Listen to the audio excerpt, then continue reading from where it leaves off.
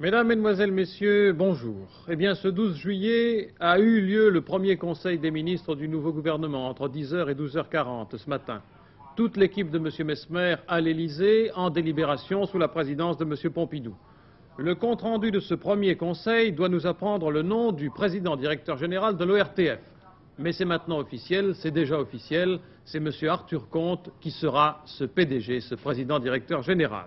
De l'Élysée même, Hervé Chabalier va pouvoir nous donner confirmation de cette nomination et nous devrions aussi connaître les noms des 13 autres membres du conseil d'administration de l'ORTF. Nouvelle formule. Hervé Chabalier? Eh bien oui, Jean, je vous confirme donc que M. Arthur Comte a été nommé président directeur général du conseil d'administration de l'ORTF. Ça n'est pas une surprise. M. Arthur Comte a 52 ans. Il est député UDR de Sals dans les Pyrénées-Orientales depuis 1968, c'est un pompidolien. Monsieur Arthur Comte n'est pas depuis très longtemps dans la majorité, puisqu'il a milité dans les rangs du Parti socialiste jusqu'en 1962. Il a même été député de ce parti et ministre du gouvernement Bourgès-Monouri. Monsieur Arthur Comte ressemble étrangement au portrait robot du PDG de l'ORTF, tracé par M. Pompidou. C'est un provincial, un homme de caractère, un politique. Il est du métier puisqu'il est journaliste et écrivain. On le dit enfin, téléspectateur assidu. Et puis je peux vous annoncer également que M. Arthur Comte va démissionner de son mandat de député. Je peux vous donner également les autres représentants à ce conseil d'administration de l'ORTF. Pour les représentants de l'État, ils sont 6 en plus de M. Arthur Comte. M. Jean Autain, le colonel Crespin, M. François Lermite, Mme Antoine Veil, M. Daniel Lesur et M. Raymond Paulin. 2 représentants des téléspectateurs et des auditeurs, Jean Cazeneuve, professeur à la Sorbonne, président de l'Association des téléspectateurs et auditeurs de France, et puis Georges Rion, journaliste professionnel depuis 1931, président fondateur des journalistes régionaux associés. Pour les représentants du patronat de la presse, M. Maurice Bujon, président directeur général du Midi Libre, vice-président du syndicat des quotidiens régionaux. Le représentant des journalistes a été désigné, il s'agit de Jean-Michel Grunbaum, rédacteur en chef des publications Paris Match, secrétaire général du syndicat des journalistes Force ouvrière. Enfin, 3 représentants du personnel de l'ORTF, M. Simonetti, secrétaire général de la Fédération des syndicats unifiés de l'ORTF, qui est un technicien et il est aussi administrateur sortant. Il y a également M.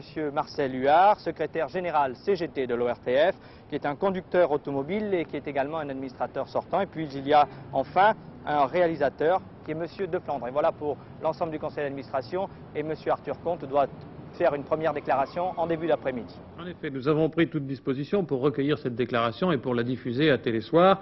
Et puis je crois pouvoir dire aussi qu'à l'actualité en question, l'émission d'Étienne Moujotte demain soir, l'invité sera le nouveau PDG de l'ORTF. Les membres du Conseil, dont Hervé Chabalier nous donnait la liste, sont nommés pour 3 ans, mais il faut noter que le gouvernement peut mettre fin à tout moment au mandat des représentants de l'État. En cas de partage des voix, le président directeur général a voix prépondérante. Ce PDG, donc, il est nommé 2 mois à un jour près, 2 mois après la démission de M. Pierre Deleuze, président du conseil d'administration, et de M. Jean-Jacques de Bresson, directeur général. Ces 2 hommes cumulaient jusqu'à présent les fonctions qui vont être groupées sous l'autorité de M. Arthur Comte. Je vous disais que toute l'équipe de M. Messmer était à l'Élysée pour ce premier conseil des ministres, mais il me faut préciser toute l'équipe, c'est-à-dire les secrétaires d'État aux côtés des ministres, ce qui est inhabituel. Mais parmi ces derniers, parmi les ministres, l'un d'eux est arrivé en retard. C'est le responsable des affaires étrangères, M. Maurice Schumann. L'avion qui le ramenait de Chine avait en effet un peu de retard, pas trop de retard, puisque M. Schumann a pu faire au Conseil le compte-rendu de son voyage de près d'une semaine à Pékin et à Shanghai. Il a parlé brièvement de ce voyage à Maurice Werther tout à l'heure, à Orly. Les 3 buts que nous visions étaient les suivants, et je répète qu'ils sont atteints tous les 3. En premier lieu, organiser, et non pas seulement souhaiter, le développement des relations économiques et culturelles à partir des différences de régimes politiques et sociaux, non seulement constatées, mais admises et acceptées. Le deuxième but, c'était de maintenir la France là où l'avait placée dès 1964 la lucidité du général de Gaulle, c'est-à-dire en tête du peloton des nations occidentales, non pas bien entendu pour revendiquer une sorte de monopole qui serait dérisoire, ni même pour conserver l'avantage d'une avance, mais pour ouvrir la voie à l'évidence et à la raison. Et enfin, le troisième but, c'était de souligner qu'une politique d'indépendance au service de la paix, et d'abord bien entendu de la paix en Asie, de la paix au Vietnam, peut comporter et concilier toutes les ouvertures, se rapprocher des uns sans s'éloigner des autres. Les 90 minutes d'entretien que m'a accordé le président Mao Tse-tung, qui n'avait pas reçu depuis longtemps un ministre des Affaires étrangères, les 6 ou 7 heures d'entretien que j'ai eu avec le Premier ministre Chou En-lai et les 3 longues conversations et séances de travail que j'ai eues avec mon collègue chinois, M. Xi Jinping, ont confirmé que cette ambition était à la mesure de la France. Les entretiens que vous avez eus avec les dirigeants chinois à propos du Vietnam vous donnent l'impression que quelque chose peut se passer à partir de demain à la conférence de Paris? En toute franchise, il ne m'est pas possible de faire sur ce point un pronostic. Je ne peux que formuler un espoir. En tout cas, je suis attendu à l'Élysée. Pardonnez-moi. Au revoir, messieurs, et merci. C'était à 10h10 et après cela, M. Maurice Schumann a pu développer ce qu'il nous a dit brièvement. Au Conseil des ministres, bien sûr.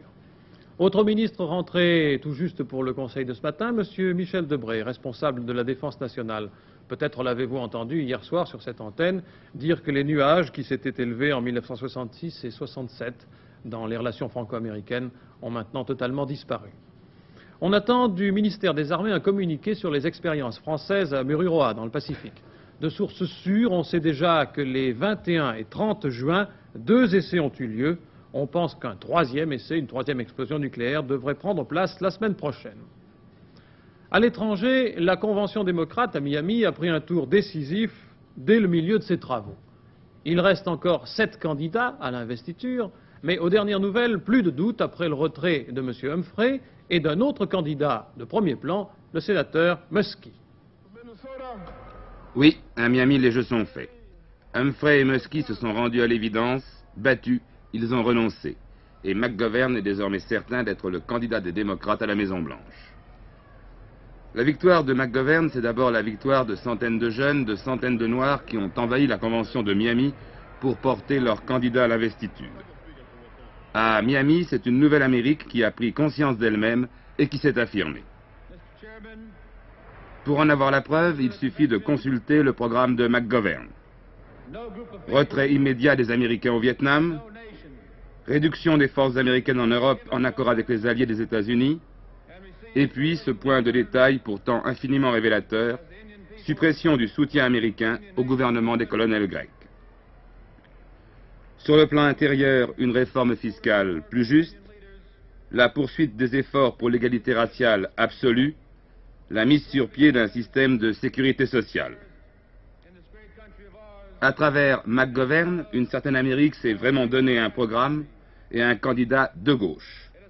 Dans ces conditions, le duel Nixon-McGovern sera à la fois passionné, décisif et riche de sens.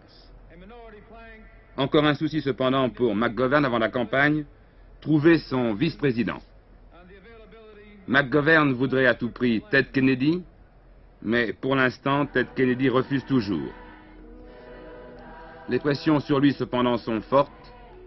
La double candidature McGovern-Ted Kennedy pourrait en effet changer le destin de l'Amérique. Les images que vous venez de voir et que commentait Alain Canceste, nous les avons reçues par satellite ce matin des États-Unis.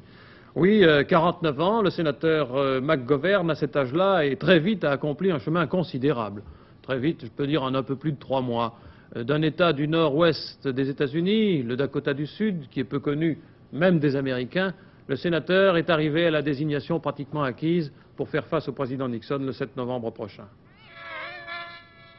Comme Bobby Kennedy, assassiné voici 4 ans au cours de la même campagne, McGovern, un homme du clan Kennedy, a sillonné en train cette immense Californie, 20 millions d'habitants, brassant les extrêmes, hippies, super technologues et ultra-conservateurs, un électorat multiforme. Avant New York, ces élections primaires marquent presque la fin de ces éliminatoires, destinées pour l'opposition démocrate à choisir l'homme qui affrontera le président Nixon en novembre. McGovern, cet homme qui promet le changement à l'Amérique, le nom ne vous est pas familier. Rassurez-vous, ici même, il vient à peine de devenir célèbre.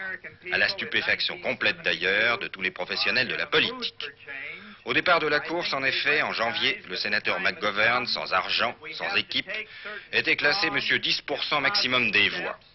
La réplique à l'opposé du gouverneur Wallace, le candidat de gauche, favorable aux jeunes, aux noirs, aux pauvres, à l'amnistie des déserteurs et même à l'avortement, extrémiste. Et avant tout, anti-Vietnam, l'un des rares des 1962 partisans du dégagement inconditionnel. La première urgence, répète-t-il ici, est de stopper immédiatement la tuerie en Indochine, les bombardements, et de commencer là-bas la réconciliation et la reconstruction. Anti-Vietnam électoralement, c'est payant, et McGovern commençait à émerger. Sur ces thèmes, McGovern, aidé par une armée de jeunes bénévoles, jouant à fond le sérieux et la franchise, a bouleversé tous les pronostics et éliminé tous ses concurrents, sauf le sénateur Humphrey, le rival malheureux du président Nixon, en 68. En résumé, face au président Nixon, qui paraît toujours aussi difficile à battre, on pouvait s'attendre à une campagne électorale assez terne. Effectivement, si c'est un duel Humphrey-Nixon, ce ne sera qu'une répétition de 1968. En revanche, si c'est un duel Nixon-McGovern, on verra soulever tous les problèmes fondamentaux. Et ça peut être extrêmement passionnant. San Francisco, Californie, information première. Nous venons de rediffuser ce que nous disait Emmanuel Delataille au début juin, au moment où en Californie, on se demandait si McGovern avait des chances d'être désigné comme candidat démocrate. Il en avait, je crois qu'on peut parler au passé, car pratiquement, il est celui qui sera opposé au président Nixon. Vous avez vu l'importance du Vietnam dans ce débat interaméricain. En attendant la reprise demain à Paris de la conférence sur la paix au Vietnam, une perte sévère pour les forces sud-vietnamiennes. Un hélicoptère géant Chinook a été abattu par les communistes hier matin par une roquette à tête chercheuse. 62 des 69 soldats et membres d'équipage qui étaient à bord sont morts, 60 sud-vietnamiens et 2 américains. Cet épisode s'est produit à proximité de Quang Tri, où pour le 6e jour consécutif, des éléments nord-vietnamiens appuyés par des chars s'emploient à bloquer une contre-offensive des soldats de Saigon. Autre fait de la journée à l'étranger, le retour à la violence en Irlande du Nord. 3 morts dans la nuit, 3 exécutions pratiquement, je crois qu'on peut employer le terme, à Belfast. Les victimes sont un jeune protestant, un jeune catholique et un homme dont on ignore encore l'identité. Triste prélude à cette journée du 12 juillet, au cours de laquelle vont se dérouler plusieurs défilés des protestants pour commémorer, fanfares et étendards en tête, le 282e anniversaire de la bataille de la Boyne, souvenir de l'écrasement des troupes catholiques de Jacques II par les forces protestantes de Guillaume d'Orange, souvenir que l'on rappelle chaque année. Dans l'immédiat, les défilés, tout au moins celui de Belfast, se déroulent dans le calme. Retour à l'actualité en France, M. Giscard d'Estaing a fait le point des intentions du gouvernement dans le domaine économique, et cela hier devant le Conseil économique et social. Une analyse de ces déclarations par Gérard Vidalange de la Bourse de Paris. Oui, devant le Conseil économique et social, M. Giscard d'Estaing a parlé le langage de la continuité. Le budget de 1973, qui sera présenté sans doute au Conseil des ministres prochain, eh bien, devra être équilibré comme celui de 1972. Il sera un budget de soutien de l'expansion, un budget social aussi, mais un budget qui ne sera pas électoral. L'État veut donner l'exemple, les dépenses publiques seront contenues. M. Giscard d'Estaing a cependant déclaré qu'il n'était pas possible d'augmenter la pression fiscale. Donc, en principe, il n'y aurait pas d'augmentation de l'impôt sur le revenu, ni de majoration de la TVA ou de l'impôt sur les sociétés. La croissance, en quelque sorte, demeure le maître mot de M. Giscard d'Estaing. Et c'est pourquoi il a tranché dans le vif. Il y avait un conflit qui s'était élevé entre les services des finances et la Banque de France au sujet de restrictions qui devraient être apportées au crédit, une sorte de nouveau plan d'encadrement du crédit. Eh bien, il n'en est pas du tout question.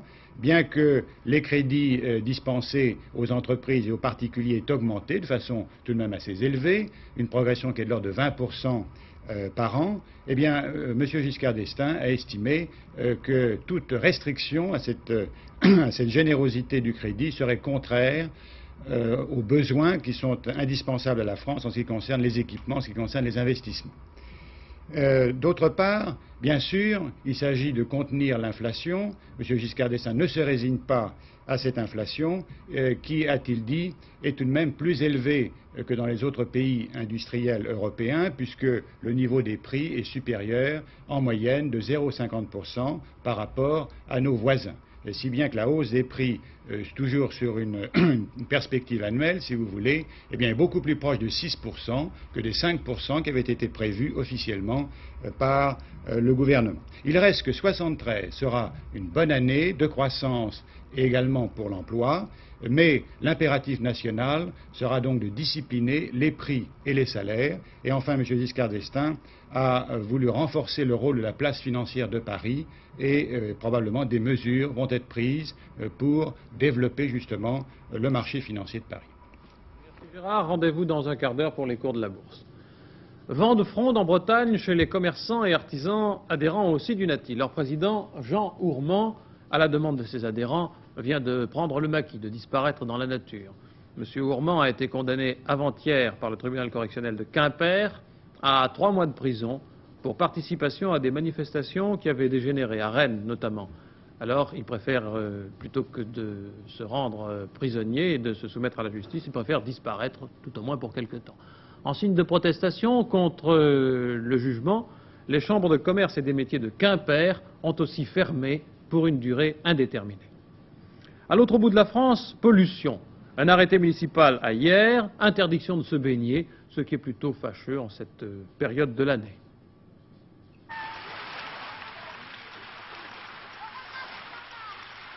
Depuis maintenant 4 jours, les bains de mer sont interdits sur la plage de l'Almanar à hier, à quelques kilomètres de Toulon, et cela pour cause de pollution.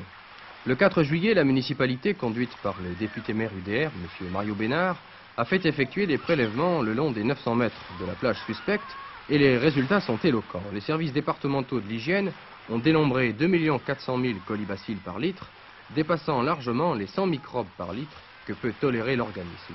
Alors bien que l'on soit hier en pleine période de vacances, le conseil municipal a décidé d'interdire les baignades sur cette plage devenue dangereuse. En matière de publicité touristique, on doit avoir le même souci que dans tous les autres domaines, c'est de proposer aux touristes des produits sains. Et si nous voulons que les touristes viennent nombreux ailleurs, il faut qu'ils aient la certitude d'y trouver des plages propres. Par conséquent, quand ce n'est pas propre, nous interdisons. Et à contrario, là où ce n'est pas interdit, c'est que c'est parfaitement propre. Le responsable de cette maxi-pollution de la plage de l'Almanar serait la station d'épuration de la ville, qui rejette justement ses effluents à cet endroit. Mais si cette station d'épuration a été achevée l'année dernière, la nouvelle équipe municipale de M. Bénard n'a pas jugé son fonctionnement parfaitement satisfaisant. Et depuis le mois de septembre dernier, elle s'est opposée 2 fois à sa mise en service. En principe, les effluents qui sortent de la station d'épuration doivent être traités, donc propres, non contaminants. Et comme la station fonctionne mal, les effluents qui en sortent ne sont pas bien traités, ils restent dangereux. Et comme ils se mélangent à l'eau de mer, automatiquement, les microbes se répandent. Vous voulez dire que la station était mal conçue au départ? Très probablement. Très probablement, c'est la thèse que je défendrai devant les tribunaux. J'estime que la ville a payé assez cher cette station pour avoir droit à quelque chose qui fonctionne bien. Puisque ça fonctionne mal, je poursuis l'entrepreneur. Ça me paraît très logique. Vous avez donc déposé une plainte devant un tribunal, lequel?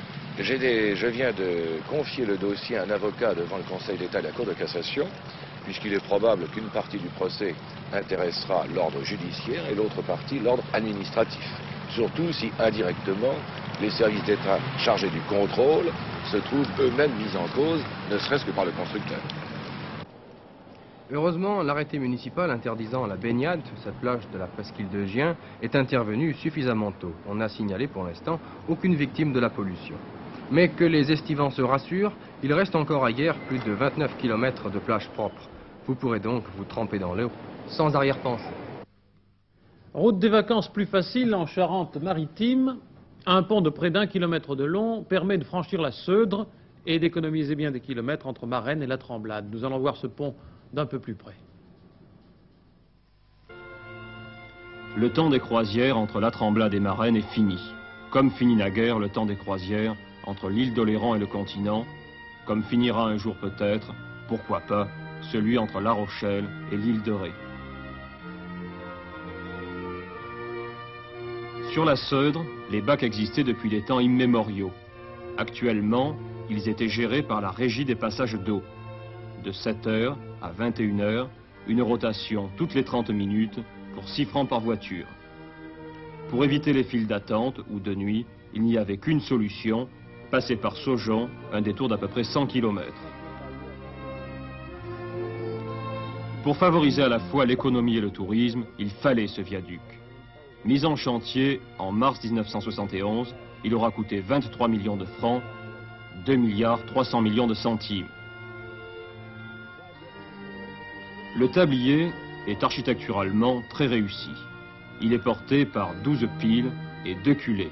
Sa hauteur, 15 mètres, sa largeur, 10 mètres 60. 7 mètres de chaussée permettront à 2 files de voitures de se croiser. Pour les vélos, 2 pistes. Pour les piétons, 2 trottoirs. Avec le progrès, le péage va augmenter de 2 francs. Il en coûtera 8 francs pour une voiture de tourisme. Délicate attention de la Régie des passages d'eau, le premier passager aura droit au transport gratuit. Il retrouvera avec plaisir les employés dont il avait l'habitude, du bac, on les a reclassés au viaduc. Pour eux aussi, une période s'achève, une autre commence. Les affaires criminelles. Micheline et Jocelyne, les 2 jeunes filles de 16 et 18 ans qui ont tué l'automobiliste Jean-Paul Ray à coups de couteau il y a maintenant 36 heures, alors que Jean-Paul Ray les avait prises à bord de son véhicule, ces 2 jeunes filles ont été inculpées hier après-midi de meurtre avec préméditation. Le mobile du crime se procurait de l'argent. Le plan des 2 jeunes filles était bien concerté. L'une d'elles devait frapper d'un coup de couteau, alors que l'autre faisait un geste poussant l'automobiliste à se pencher. Le juge Constantini, qui est chargé de l'affaire, se dit frappé de la lucidité des 2 jeunes meurtrières. Ni l'une ni l'autre ne semblent avoir de remords. Bruy en Artois, l'expertise des fibres textiles trouvées dans l'automobile de Pierre Leroy n'a rien apporté de positif. On se demandait si l'analyse de ces fibres permettrait d'établir que la victime était montée dans la voiture du notaire. Eh bien, il n'en est rien. Les fibres synthétiques analysées sont très communes, on en retrouve dans de nombreux vêtements. Rappelons aussi la reconstitution fondée sur les déclarations de Clément Leblanc, le témoin de la dernière heure. Cette reconstitution doit avoir lieu cet après-midi à Bruay. En sport, le tiercé de la transatlantique en solitaire aura été totalement français. Alain Collat, premier, Jean-Yves Terlin, deuxième et Jean-Marie Vidal, troisième. C'est en 24 jours et 8 heures que Vidal a effectué la traversée à bord de son trimaran qui est baptisé Cap 33 et qui est derrière moi en photo. Baptisé en décembre dernier au chantier naval de Sète, le Cap 33, un bébé de 5 tonnes, est arrivé hier soir à Newport à 18h30, après Penduick 4 et vendredi 13. Le Cap 33 est un trimaran de 16 mètres de long, petit frère de Penduick 4. À la barre, Jean-Marie Vidal, un pharmacien de Montpellier, âgé de 26 ans. Jean-Marie Vidal est un sportif complet, il pratique la nage de combat, le judo, le parachutisme et bien sûr aussi la voile. Sa 3e place complète le succès français dans la Transat 72. Entre les Pyrénées et les Alpes, l'étape du Tour de France aujourd'hui s'étire sur 210 km de Castres à la Grande Motte. Incident ridicule, une pierre jetée vers Eddy Merckx, le maillot jaune, le champion belge n'a pas été touché. Dernière nouvelle de la course, le petit col de la Fontasse, tout près du départ, à une dizaine de kilomètres de Castres, a été franchi d'abord par Pust Jens, qui avait 10 secondes d'avance sur le peloton. En natation, nous parlions hier du nouveau record du monde du 200 mètres d'eau établi par Mathès. Nous allons en voir maintenant les images. Elles sont commentées par Alain Bilouin. C'est une belle performance à 2 mois des Jeux Olympiques. Oui, et le moins qu'on puisse dire, c'est que cet homme dans l'eau se trouve vraiment dans son élément. Roland Mathès, 22 ans, est bien l'un des plus grands nageurs de tous les temps. Après avoir viré aux 100 mètres, il s'achemine maintenant vers un prodigieux record du monde. 2 minutes, 2 secondes, 8 dixièmes aux 200 mètres d'eau dans le bassin de Leipzig à l'occasion des championnats de la RDA. Pour la première fois dans l'histoire de la natation mondiale, le record du 200 mètres d'eau est supérieur à celui du 200 mètres papillon. Roland Mathès, dont on admire ici le parfait mouvement des bras, va pulvériser son propre record du monde de 2 secondes et 8 dixièmes. Il laisse très loin tous ses adversaires.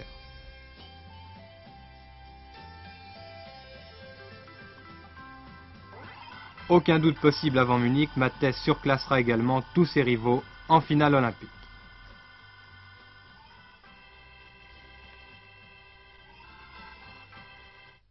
En football, je reçois la liste de quelques 32 matchs qui ont été tirés au sort pour les Coupes européennes de football, tirage effectué la nuit dernière à Zurich. Je n'en détacherai que 3 rencontres qui intéressent des clubs français. C'est la Coupe de l'Union européenne de football association. Dans le groupe 3, les Grasshoppers de Zurich seront opposés à l'Olympique de Nîmes. Dans le groupe 4, Sochaux rencontrera Frême de Copenhague. Dans le groupe 5, Angers sera opposé à Dynamo de Berlin d'Allemagne de l'Est. Et il y a quelques problèmes à l'Olympique de Marseille autour d'une déclaration faite récemment par M. Marcel Leclerc, le président de l'OM. Ce dernier vient de convoquer pour le mardi 18 juillet le comité directeur de l'Olympique de Marseille. Et on se demande à Marseille et dans les milieux du football français si M. Leclerc n'a pas l'intention de renoncer au championnat de France et à la compétition, de retirer son équipe professionnelle des compétitions dans lesquelles elle est en jeu. Pourquoi? Parce que M. Leclerc considère, c'est une déclaration que nous avons reçue de Marseille par l'agence France-Presse ce matin, M. Leclerc considère que le groupement des clubs autorisés, et particulièrement le président, M. Sadoul, manifeste de l'hostilité devant certaines propositions faites par le comité directeur de l'Olympique de Marseille. Il s'agirait notamment de l'affaire du 3e joueur étranger pouvant se produire dans les équipes françaises et également de la position prise par le groupement des clubs autorisés dans l'affaire Varga. Mais enfin, à Marseille, on reste quand même prudent dans l'immédiat et on se demande s'il n'y a pas un moyen terme qui pourra être trouvé entre la position de M. Leclerc et celle du groupement des clubs autorisés. De toute façon, comité directeur le 18 juillet. Et puis le ski, insolite en cette saison, mais on n'en fait pas que sur les dernières neiges et les plus hautes cimes, on skie sur gazon, ce qui nécessiterait peut-être de retourner à l'école avec, par exemple, Michel Drey. C'est pendant le rallye Laclusa Antibes-Juan-les-Pins que nous avons découvert ce ski sur herbe. De très nombreux sportifs ont voulu essayer ces petites chenilles. Léo et Roger. Léo Lacroix, ici à gauche, qui tout de suite très à l'aise. En revanche, le champion d'Europe de boxe, Roger Ménétré, semble avoir quelques problèmes et admirer tout de même le sens de l'équilibre de Roger Ménétré.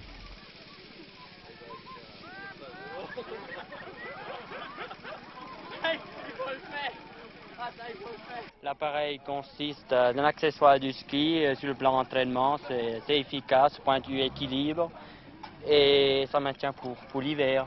C'est un appareil fabriqué en Allemagne. En Allemagne, oui, c'est allemand et en Allemagne il y a 10 000 skieurs déjà là-dessus. Et ce sont des petites chenilles? C'est une chenille, c'est système bulldozer, ça emmène. Et puis point de réflexe, au bout de la 3e descente, on a exactement les mêmes réflexes qu'en ski. Ça va aussi vite que... En spécial, avec les derniers modèles qu'on a trouvés, on est aussi rapide qu'en ski. Qu'est-ce que vous en pensez du ski sur herbe, Ingrid Lafort et Françoise Maquille? Moi je pense que c'est bien, c'est bon pour l'entraînement, surtout pour nous. Ça nous fait travailler les cuisses beaucoup. Vous avez déjà essayé? Oui, j'ai essayé une fois il y a 2-3 ans. C'est pas trop risqué, non? Non, c'est très agréable, c'est pas dangereux. Et vous, Françoise? Moi aussi, je trouve que c'est très agréable, mais ça ressemble pas du tout au ski. Il paraît qu'on va aussi vite que sur la neige. Enfin, on peut aller aussi vite, mais c'est quand même pas du tout le même cadre. Faire du ski sur l'herbe, ça n'a pas les mêmes avantages que sur la neige. Le seul intérêt peut-être de cet appareil, c'est de maintenir en forme. En condition physique, oui, je crois. Guy Perilla, votre avis? Terrible. J'avais jamais essayé. C'est une découverte. C'est vraiment une découverte. J'aurais jamais cru que ce soit si facile. Et on se permet beaucoup de fantaisie. Je prenais connaissance des dernières dépêches reçues et ces tirages au sort concernant le football se sont poursuivis ce matin. Et il y a une rencontre qui va faire beaucoup de bruit en France et en Italie qui est prévue pour la Coupe d'Europe des clubs. Marseille contre Juventus de Turin. Les Blancs marseillais contre les Blancs et Noirs de Turin, l'une des meilleures équipes d'Italie. Je crois que c'est un match qui fera recette et qui fera du bruit. Et puis, de Reykjavik, j'apprends que la première partie du match Spassky Fischer, le soviétique contre l'américain, il s'agit bien sûr du championnat du monde d'échecs, cette première partie vient d'être suspendue. L'ouverture s'est faite très classiquement. La partie s'est déroulée tranquillement et sans surprise jusqu'au 29e coup des Noirs, nous dit une dépêche reçue de là-bas. Là, au 29e coup, la partie s'est animée, mais au 40e, aucune décision n'était acquise, alors on a suspendu la partie qui devrait se poursuivre ce soir. Bon, voilà l'essentiel sur les dernières nouvelles. Maintenant, nous allons à la Bourse de Paris avec Gérard Vidalange pour les cours de la Bourse, aujourd'hui 12 juillet. À vous, Gérard. Les cours qui sont très sages, très calmes. Le marché est tout de même pas très animé, mais il y a tout de même de ci de là encore des hausses. Nous allons voir tout de suite à la corbeille une hausse comme celle de Michelin. Le printemps, vous voyez, ne s'écarte pas des cours d'hier. On attendait des nouvelles sur la Française des Pétroles. Il y a eu effectivement une dépêche de l'agence Reuters. Le cours est inchangé, vous voyez, pratiquement à 213. Il s'agit des recherches qui sont entreprises par la Française des Pétroles dans l'extrême nord, la mer du Nord, dans le Spitzberg. Et il y a un forage qui est en cours, qui a été arrêté, et on attend la mise au point, si vous voulez, de tests qui permettront de savoir si ce forage est intéressant et peut donner lieu à une exploitation donc, de gisement. Il faut dire qu'aux États-Unis, et surtout dans le bouclier canadien, dans l'Alaska, des découvertes très importantes de pétrole ont été entreprises et généralement les géologues sont assez optimistes sur les possibilités précisément de découverte dans cette région très difficile d'accès, mais qui peut être riche d'avenir. Ça peut être une nouvelle province pétrolière en quelque sorte pour l'Occident. Pricel est en hausse aujourd'hui et tout à l'heure vous avez vu également une assez forte hausse de Michelin. En Allemagne, voici une affaire qui a renforcé considérablement ses positions, puisqu'il y a 5 ans, la part de Michelin sur le marché des pneumatiques était de 10%. Cette part est montée maintenant à 20%, et ce qui est tout de même assez extraordinaire, c'est qu'alors que les firmes d'outre-Rhin ont vu leurs ventes diminuer, eh bien Michelin, au contraire, a accru les siennes en raison du succès du pneu à carcasse radiale. Il faut dire que Michelin a d'ailleurs investi plus d'1 milliard de francs en Allemagne. En ce qui concerne Béguin-Say, eh bien, les Anglais ont été pris de vitesse, vous savez, c'est finalement Béguin qui va absorber Say, mais on s'attend tout de même à une contre-attaque des Anglais et on a constaté des hausses, notamment sur le groupe de la Générale Sucrière et sur les raffineries de Saint-Louis. Il est possible que le grand producteur de sucre anglais, qui a été éconduit en quelque sorte, qui n'a pas pu prendre le contrôle de Say, eh bien, se reporte sur la Générale Sucrière et sur les raffineries et sucreries de Saint-Louis. La société commerciale de l'Ouest africain est en forte hausse aujourd'hui, on approche le cours de 70. Donc, le marché de l'or aussi, 10 045, pratiquement une très légère baisse, mais très peu d'animation sur le marché de l'or. À vous, Jean Lanzy. Merci Gérard. J'avais dit que c'était terminé pour les dépêches de dernière minute. J'avais tort. Ces 3 dépêches que je viens de recevoir viennent de Paris, mais elles concernent le Conseil des ministres. J'apprends tout d'abord que le ministre chinois des Affaires étrangères, M. Xi Pengfei, qui a reçu M. Maurice Schumann officiellement en Chine pendant 5 jours, M. Xi Pengfei donc viendra en visite officielle en France probablement avant la fin de l'année. M. Schumann l'a annoncé au Conseil ce matin. J'apprends par ailleurs que les secrétaires d'État qui ont assisté exceptionnellement au Conseil des ministres ce matin, exceptionnellement, inhabituellement, eh bien, reviendront à chaque Conseil des ministres. M. Lecas a précisé qu'ils n'étaient que 10 et que leur tâche était très importante et que donc ils pouvaient venir aux délibérations du gouvernement chaque mercredi matin. Et puis par ailleurs, M. Lecas, porte-parole du gouvernement, en réponse à une question après son compte-rendu du Conseil des ministres, a dit à nos confrères que le nouveau président-directeur général de l'ORTF, M. Comte, dont nous avons appris officiellement la désignation ce matin, sera placé sous la responsabilité de M. Malot, secrétaire d'État auprès du Premier ministre, chargé de la fonction publique et des services de l'information. Ainsi se termine Télémidi sur la mention du saint du jour, Saint-Olivier, d'origine irlandaise, exécuté le 11 juillet 1681 après une année passée à essayer de concilier les choses entre protestants et catholiques. Merci de votre attention.